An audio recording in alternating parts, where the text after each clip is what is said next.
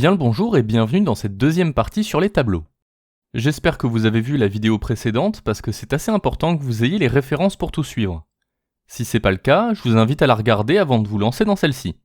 Alors comme d'habitude, prenez une grande inspiration, préparez vos claviers, et c'est parti!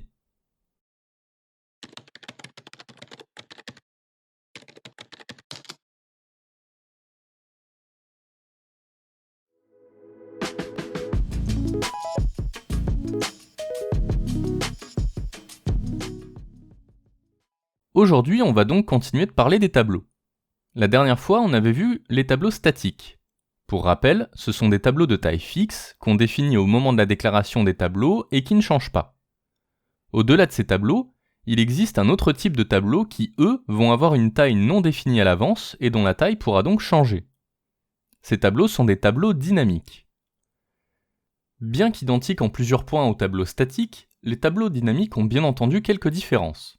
Déjà, pour pouvoir travailler avec ces tableaux, il va falloir débloquer les fonctionnalités des tableaux dynamiques en ajoutant la ligne !include vector au début de notre programme. Parce que oui, les tableaux dynamiques sont des vectors. Vector! Ensuite, concernant la déclaration, elle va un peu bousculer nos habitudes. On va commencer par préciser vector pour indiquer qu'on va créer un tableau dynamique, le type du tableau, représenté par le type de données qu'on va y stocker, viendra ensuite le nom, puis la taille. Mais, contrairement à tout à l'heure, la taille sera cette fois écrite entre parenthèses, comme pour l'initialisation d'une variable. Info supplémentaire, il est également possible d'ajouter un argument dans les parenthèses qui va représenter la valeur que vont prendre toutes les cases actuelles du tableau. Par exemple, si on veut déclarer un tableau dynamique d'entier qui aura 10 entrées et chaque entrée vaudra 20, on va l'écrire comme ça. On va pouvoir vérifier en faisant une petite boucle for pour explorer le tableau pour vérifier que toutes les entrées valent bien 20. Et enfin, pour en finir avec la déclaration, si on choisit de déclarer un tableau dynamique sans définir une taille de départ, comme un peu une variable non initialisée, il suffira alors de ne pas mettre de parenthèse. Encore une fois, qui dit tableau dynamique dit que la taille du tableau va changer. On va pouvoir changer la taille du tableau avec deux fonctions. La première, c'est pushback. Elle va servir à agrandir le tableau d'une entrée, qui sera la dernière, et on pourra mettre entre parenthèses la valeur qu'on va vouloir insérer, si on veut en mettre une. Par exemple, dans notre tableau des scores, si on veut rentrer un 11e score qui vaudra 10, à ce moment-là, on écrira score.pushback, entre parenthèses, 10. Et on peut afficher avec un cout cette 11e entrée pour vérifier qu'elle vaut bien 10. La deuxième fonction, c'est la fonction popback. Celle-ci va servir à supprimer la dernière entrée du tableau dynamique, et on va rien mettre entre parenthèses. Pour reprendre le tableau des scores, si on ne veut afficher que les 10 scores et pas 11, à ce moment-là on va écrire score.popback, et le tableau des scores n'aura plus que 10 entrées comme on l'avait créé au départ. Pour vérifier ça, on va pouvoir utiliser une fonction qui nous sera extrêmement utile pour connaître la taille du tableau. C'est la fonction size. Parce que oui, à la limite, au moment où on crée le tableau, on sait quelle taille il fait, mais après, si on enchaîne les agrandissements et les réductions, on va être perdu. Grâce à cette fonction, on pourra donc connaître quand on veut la taille du tableau, et on pourra l'utiliser pour créer des boucles pour l'explorer. On va d'ailleurs en profiter pour vérifier que notre tableau des scores a bien 10 entrées comme au début, et que toutes les entrées valent bien 20.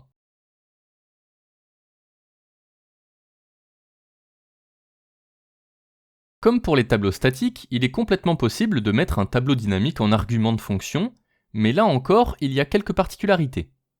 Tout d'abord, comme il est dynamique et qu'on a la fonction size, on aura donc à renseigner uniquement le tableau et non sa taille comme pour un tableau statique. On aura donc le type de la fonction, le nom de la fonction, et entre parenthèses, le tableau. Deuxième point important, contrairement au tableau statique, la mise en argument ne crée pas automatiquement de référence. Si on veut en créer une, ce qui est préférable car moins de copies à faire, il va falloir le déclarer explicitement en ajoutant l'esperluette.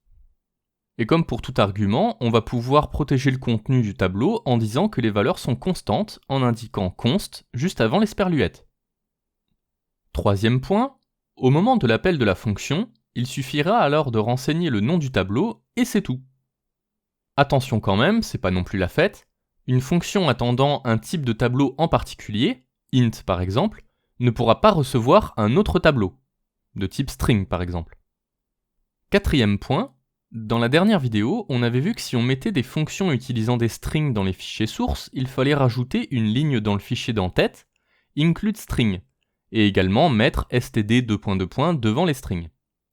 Sur le même principe, si on met la fonction utilisant des tableaux dynamiques dans un fichier source à part, il faudra penser à mettre la ligne d'entête include vector au début du fichier et std : devant les tableaux dynamiques.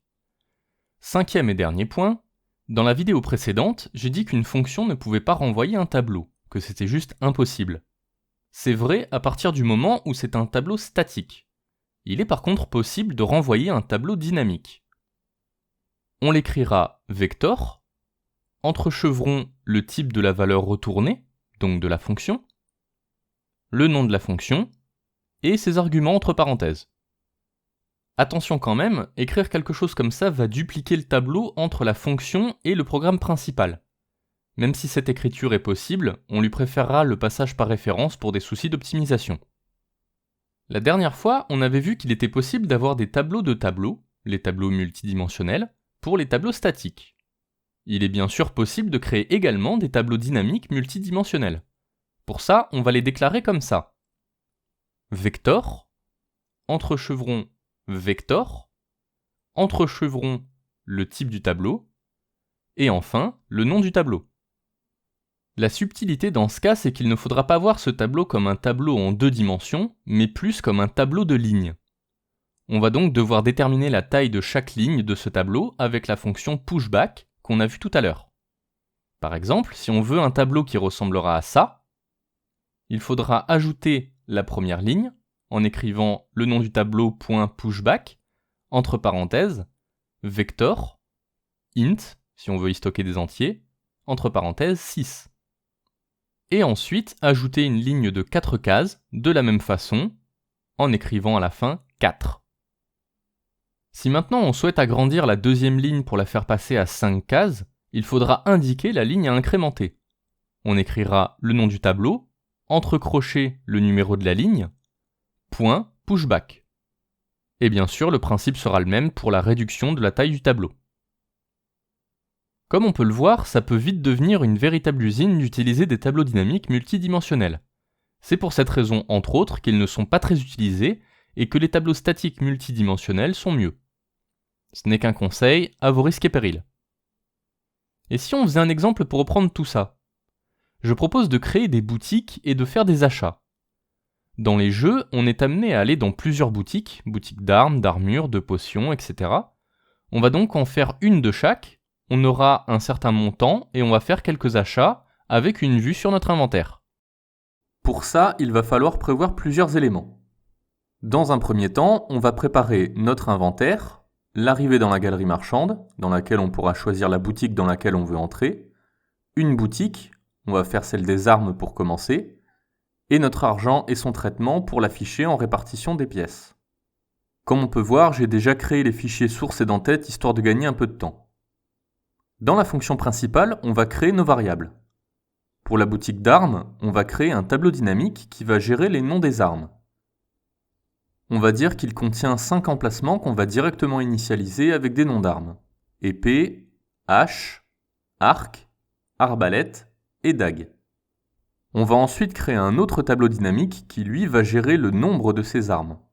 Il va faire la même taille que celui des noms, forcément, et on va initialiser ces emplacements à 1 pour dire qu'il y a une arme de chaque.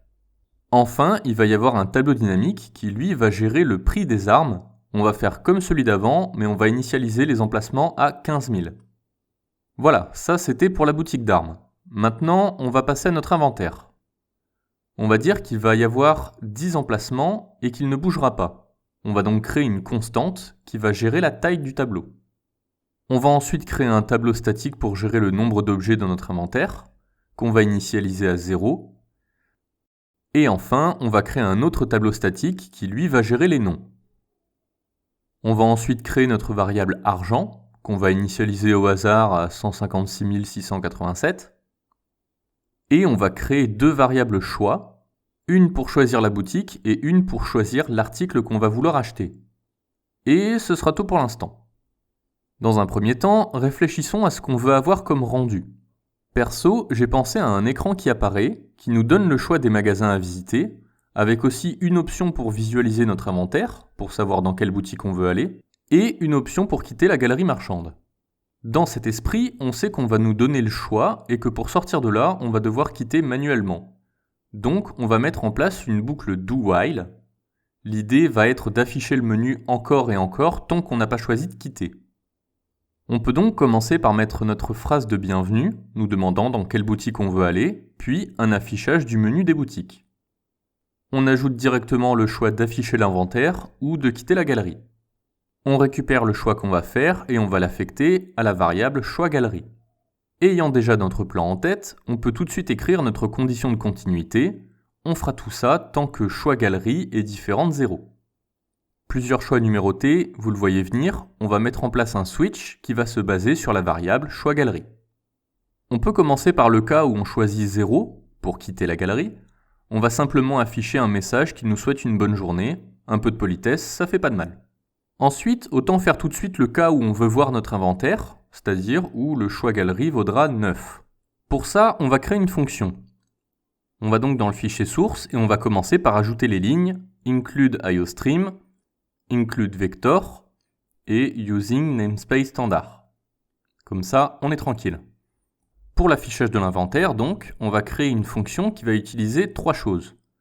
Le tableau de nom des objets de notre inventaire, le tableau du nombre d'objets de notre inventaire et la taille de notre inventaire, vu que ce sont des tableaux statiques. Pour les actions, on va commencer par introduire le fait d'afficher l'inventaire avec un cout, puis on va tout simplement explorer et afficher en même temps le contenu des tableaux nom et nombre via une boucle for. Une fois qu'on l'a écrite, on n'oublie pas de rajouter le prototype dans le fichier d'en-tête en ayant pris le soin d'ajouter les lignes include string et include vector. Et bien entendu, on ajoute std : là où il y en a besoin. Ok, maintenant on peut préparer notre fonction de conversion de notre argent, parce que là c'est en valeur brute, on va l'utiliser comme ça pour faire les calculs lors des achats, mais à l'affichage on va quand même faire ça un peu plus joli et répartir tout ça en pièces d'or, d'argent et de bronze. Pour ça, on retourne dans le fichier source et on crée une fonction conversion qui va prendre en argument une somme. On crée les variables des pièces, comme c'est que pour l'affichage, je les mets là comme ça, elles n'existent que pendant l'activation de la fonction. On fait des calculs de répartition, je ne m'attarde pas dessus parce qu'on a déjà vu ces calculs dans une ancienne vidéo. Et enfin, j'affiche le résultat. On ajoute le prototype au fichier d'en-tête, et voilà, le cas d'affichage de l'inventaire est fait. Passons maintenant au cas intéressant, celui de la boutique d'armes, le cas où choix galerie vaudra 1. Encore une fois, petite pause, voilà comment je vois les choses. On va avoir la liste des objets à acheter, on va en sélectionner un, qu'on va pouvoir acheter ou pas, et il faudra, une fois que l'achat est fait, que ça nous remontre la liste des objets restants si on veut continuer nos achats dans cette boutique. On prévoira également une option pour afficher l'inventaire et un pour sortir de la boutique quand on en aura fini. C'est donc un peu le même principe que tout à l'heure, sauf que là, je ne vais pas mettre de switch. Pour être honnête, j'avais commencé par un switch, sauf que la façon dont je vais faire la boutique, c'est pas vraiment compatible. On va voir ça ensemble. Tout d'abord, on a fait le choix d'entrer dans la boutique. On va donc créer une fonction d'affichage de la boutique. On retourne donc dans le fichier source et on va créer une fonction affichage boutique armes qui va avoir en argument le tableau des noms d'armes, le tableau du nombre d'armes et le tableau du prix des armes. Comme le but d'avoir des tableaux dynamiques, ça va être de modifier leur taille, un premier cas qu'on peut isoler, c'est celui où le magasin est vide. Sous-entendu, le cas où le tableau de nom d'armes, par exemple, est vide. Pour ça, on va commencer par mettre une première condition, si la taille du tableau de nom d'armes est égale à 0. Dans ce cas, on écrira un message disant que la boutique est vide. Et comme on prévoit de mettre une option pour quitter la boutique, on peut la mettre directement ici aussi. Sinon, sous-entendu, si la boutique n'est pas vide, alors on va afficher un message de bienvenue et savoir ce qu'on veut acheter. On va mettre une boucle for en place pour explorer les tableaux en parallèle de noms d'armes et du nombre d'armes ainsi que leur prix. Pour le prix, on ne va pas l'afficher brut, on va en profiter pour convertir le prix de chaque objet pour l'afficher comme il faut. Une fois la liste affichée, on ajoute les options de vision de notre inventaire, pour voir de quoi on a besoin, et une option de quitter la boutique pour retourner à la galerie marchande. On ajoute le prototype comme il faut, et on peut faire un appel dans la fonction principale pour voir à quoi ça ressemble. Bon, c'est déjà pas mal. Si on sait ce qu'on a dans notre inventaire, par exemple comme là on sait qu'il est vide, on peut au moins afficher notre argent pour voir ce qu'on peut acheter. On va donc juste faire appel à la fonction conversion en ayant pris soin de préparer l'affichage pour bien comprendre que c'est notre bourse. Maintenant qu'on voit ce qu'on peut acheter et la somme dont on dispose, on peut passer à l'achat de l'article qu'on veut.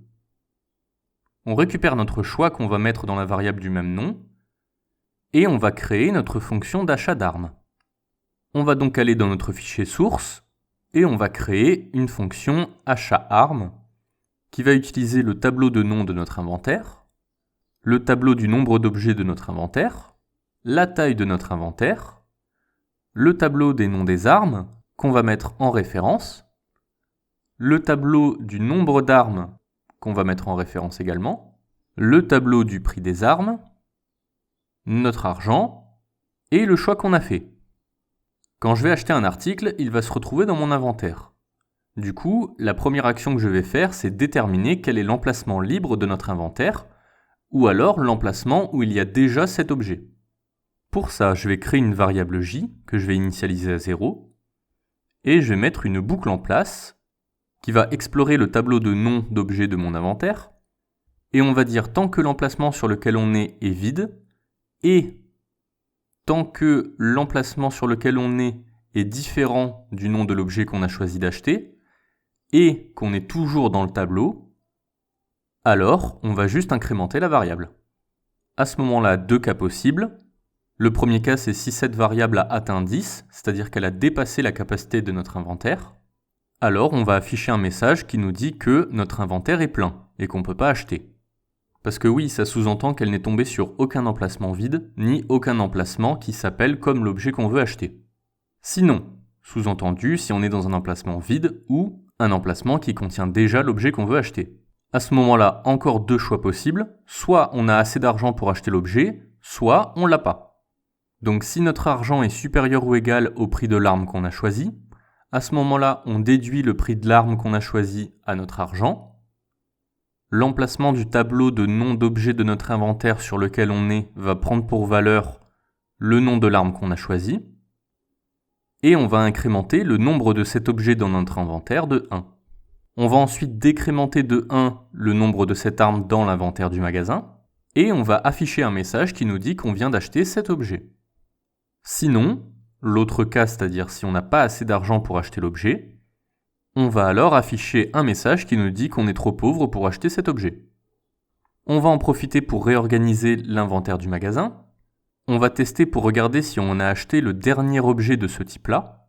Si c'est le cas, on va alors explorer les tableaux nombre d'armes et le nom des armes, en commençant par l'emplacement du choix qu'on a fait, et en bouclant le nombre de fois qu'il faut pour atteindre la fin du tableau.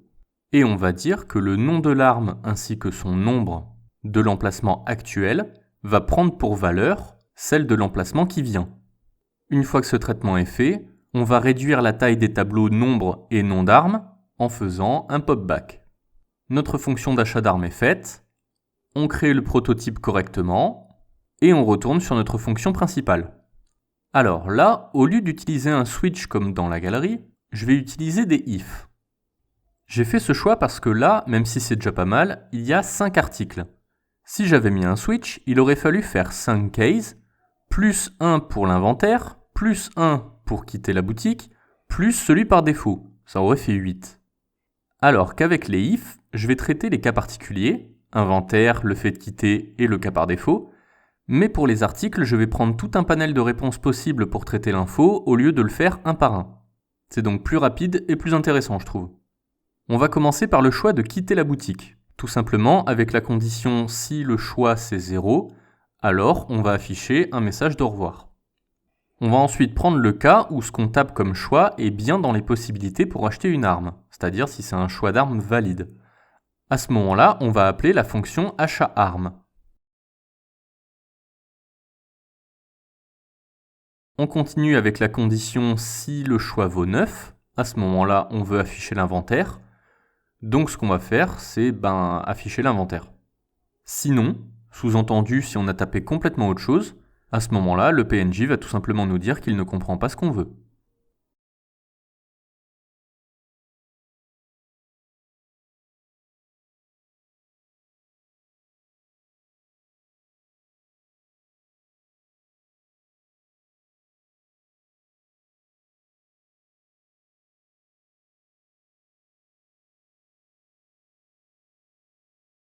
On peut maintenant faire un petit test d'affichage, et on voit que ça donne vraiment pas mal. On va pouvoir améliorer tout ça en faisant un affichage un peu plus dynamique avec l'astuce qu'on a vue dans l'épisode 5. Pour ça, on va créer notre variable resultour, modifier les cout des fonctions pour avoir un historique de la dernière action effectuée, placer le nettoyage de la console au début de notre boucle de la boutique dans la fonction principale, suivi de l'affichage de notre dernière action.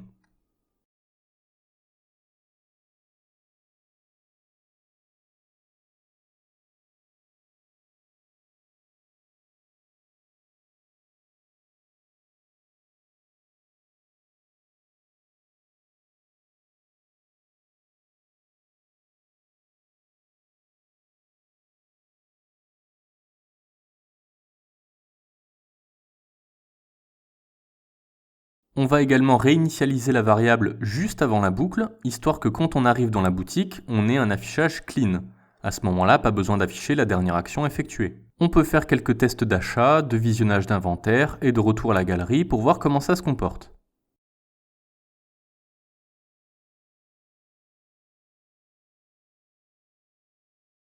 Bon, à ce niveau, on a un affichage correct et l'achat fonctionne bien.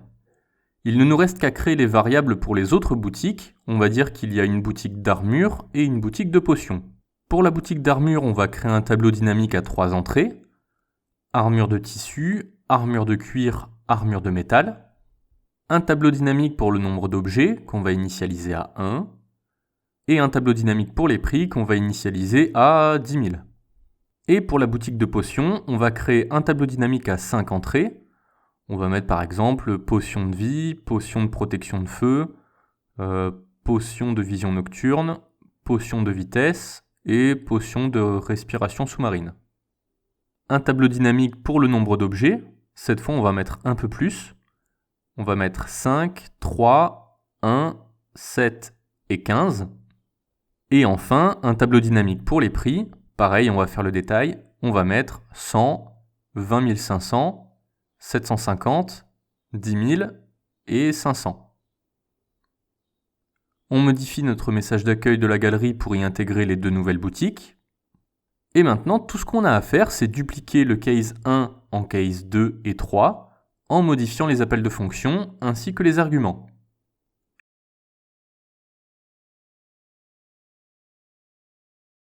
Dupliquer les fonctions d'affichage boutique et d'achat boutique en changeant les noms des variables pour les adapter à celles des boutiques.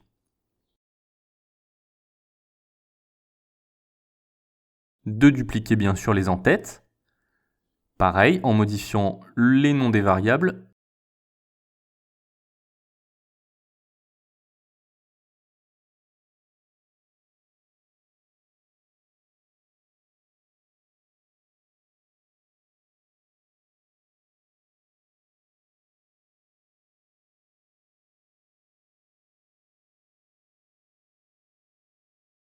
Et voilà, on a maintenant une galerie marchande qui est fonctionnelle. On peut aller dans les magasins, acheter ce qu'on veut jusqu'à épuisement des stocks tant qu'on a de l'argent et tant que notre inventaire n'est pas plein, sortir des boutiques pour en changer, etc.